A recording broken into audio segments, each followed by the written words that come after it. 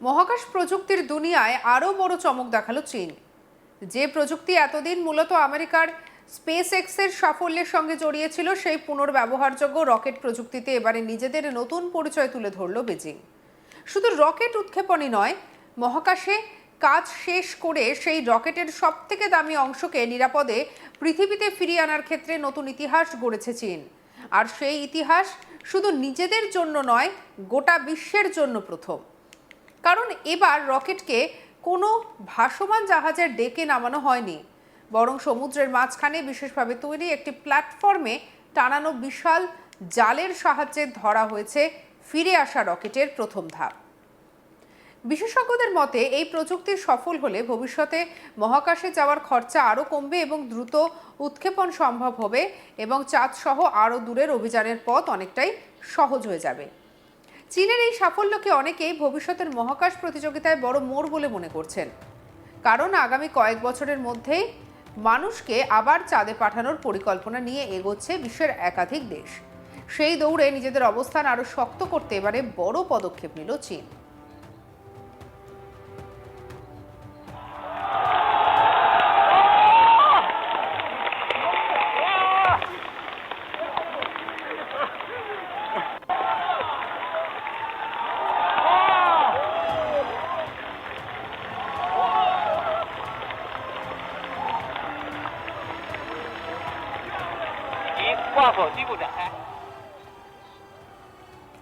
পুনর্ব্যবহারযোগ্য rocket প্রযুক্তিতে বড় সাফল্য অর্জন করেছে চীন।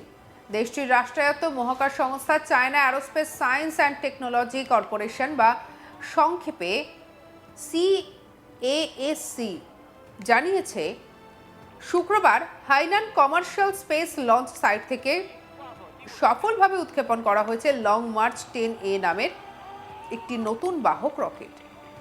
উৎক্ষেপণের পর সবকিছু পরিকল্পনা অনুযায়ী এগোয় রকেটটি নির্দিষ্ট গতিতে উপরে উঠতে থাকে। প্রায় 6 মিনিট পর প্রথম এবং দ্বিতীয় ধাপ আলাদা হয়ে যায়। সাধারণত এখান থেকেই বেশিরভাগ রকেটের প্রথম ধাপ সমুদ্রে পড়ে নষ্ট হয়ে যায়, কিন্তু এবার এই চিত্র একেবারে আলাদা। রকেটের প্রথম ধাপটি আলাদা হওয়ার পর সেটি নিজস্ব ইঞ্জিনের সাহায্যে গতি নিয়ন্ত্রণ করে পৃথিবীর দিকে ফিরে যেতে শুরু করে। নির্দিষ্ট পথ অনুসরণ করে ধীরে ধীরে নেমে আসে সমুদ্রের উপর অপেক্ষা করা একটি বিশেষ উদ্ধার প্ল্যাটফর্মের দিকে। সবথেকে আকর্ষণীয় বিষয় হলো, এই প্ল্যাটফর্মে ছিল না কোনো সাধারণ অবতরণ ব্যবস্থা। সেখানে আগে থেকেই প্রস্তুত রাখা হয়েছিল বিশেষ ধরনের একটি বিশাল জাল। নির্দিষ্ট উচ্চতায় পৌঁছানোর পর সেই বিশাল জালে নিরাপদে ধরা পড়ে রকেটের প্রথম ধাপ। অর্থাৎ রকেটটিকে ডেকের ওপর অবতরণ করানো হয়নি, বরং জালের সাহায্যে সেটিকে নিরাপদে আটকে ফেলা হয়েছে।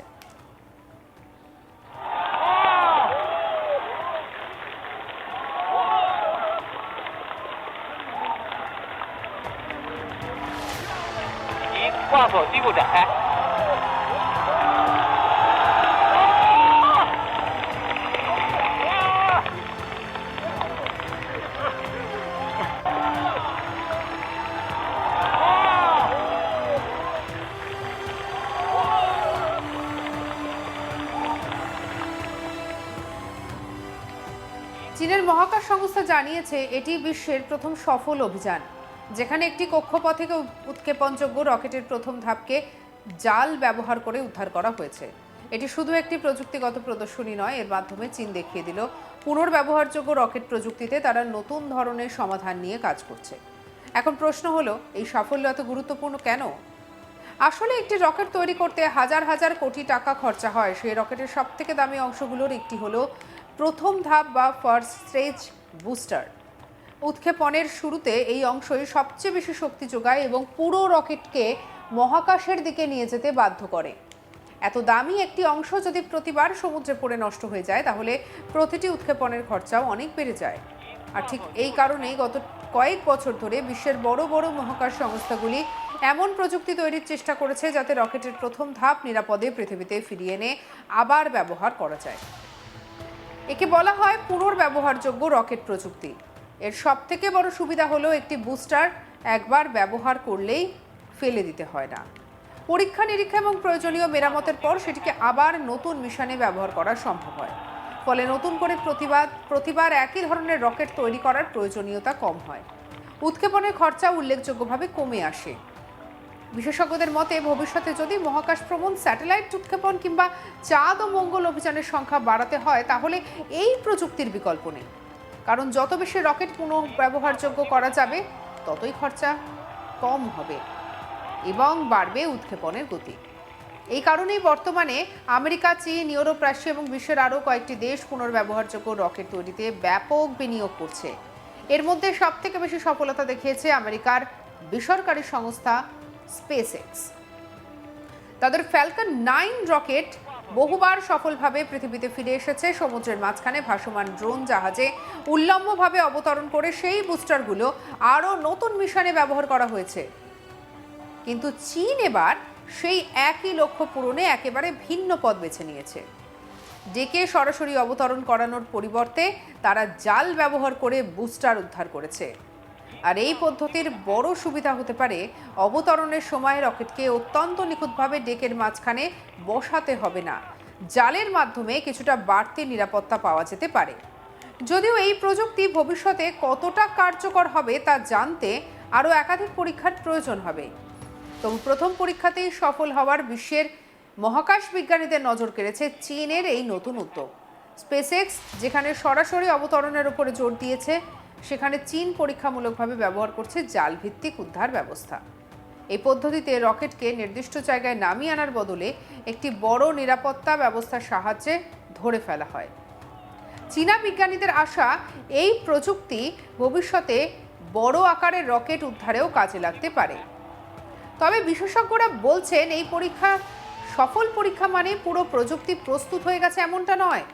আরও অনেক পরীক্ষা, নিরাপত্তা যাচাই এবং বাস্তব অভিযানের মাধ্যমে এই প্রযুক্তির কার্যকারিতা প্রমাণ করতে হবে। তবু প্রথম পরীক্ষাতেই সফল হওয়া চীনের জন্য নিঃসন্দেহে বড় অর্জন।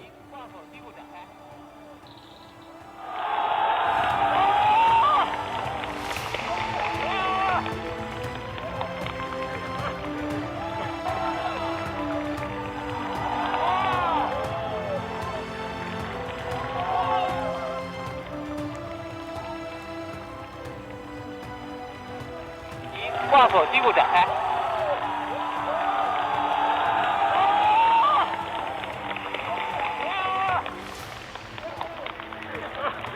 বিশেষজ্ঞদের মতে ভবিষ্যতে যদি মহাকাশ ভ্রমণ, স্যাটেলাইট উৎক্ষেপণ কিংবা চাঁদ এবং মঙ্গল অভিযানের সংখ্যা বাড়াতে হয়, তাহলে এই প্রযুক্তির বিকল্প নেই।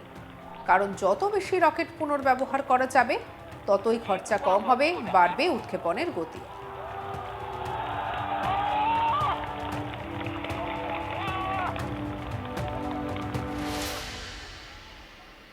সঙ্গে রাখুন আজ তাক বাংলাকে, সাবস্ক্রাইব করতে ভুলবেন না।